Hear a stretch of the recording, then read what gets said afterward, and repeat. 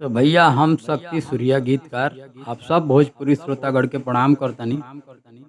एगो और latest Chaitra Navratri song को पहला सॉन्ग लेके आइल बनी आप लोग खातिर। उम्मीद ना पूरा विश्वास बा आप लोग के पसंद आई। एक ट्रैक बटे लोहिया कटत गा लीले प्रमोद प्रेमी जी का सॉन्ग जिन बहुत ट्रेंडिंग सॉन्ग रहे। तो अगर सॉन्ग थोड़ा भी अच्छा लगी तो एगो लाइक कर दी, कमेंट में बताई कि सॉन्ग कैसन बटे। तो चलिए अगर डमी दे के बताओ तनी आप लोग के गावे किसे बटे। तो एकर मुखड़ा कुछ ए प्रकार के बटे। लिखतानी पर ले ले, अरे लिखतानी पर ले ले, अइह तू समनमा राजा। लिखतानी पर ले ले, अइह तू समनमा राजा। करे के बघर ही 9 दिन माई के पूजा राजा। करे के बघर ही 9 दिन माई के पूजा राजा। तो रहा मुखड़ा, उम्मीद आप लोग को पसंद आई। तो चलिए कर पहला अंतरा सुनाओ तनी आप लोग के।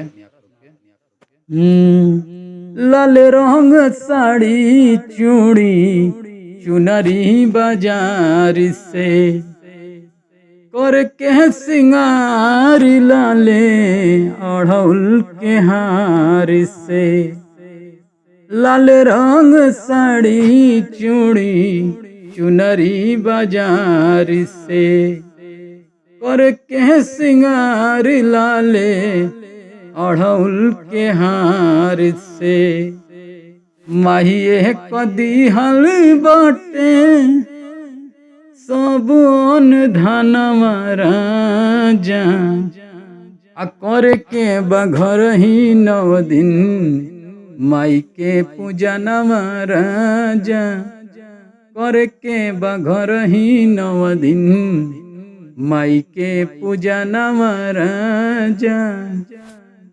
दूसरा अंतर सुनाओ तनी आप लोग के।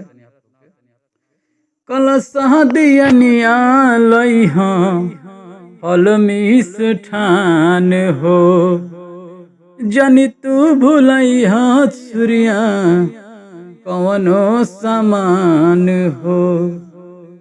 कलश दियनिया लइह फल मिष्ठान हो, जनि तू भूलइह सूर्या कवनो समान हो। गंगा राम आशीष विनय पहे दर्शन राजा। आ करे के बघर ही 9 दिन माई के पूजा राजा। करे के बघर ही 9 दिन माई के पूजा राजा। तो उम्मीद है पूरा विश्वास भाई सॉन्ग आप लोग को जरूर पसंद आई लोई। तो सॉन्ग के एगो लाइक जरूर करब, कमेंट बताई, ऐसा ही प्रेम बरसाई अपने भाई पर। तो मिलत हैं नेक्स्ट वीडियो में, तब तक खातिर बहुत बहुत धन्यवाद।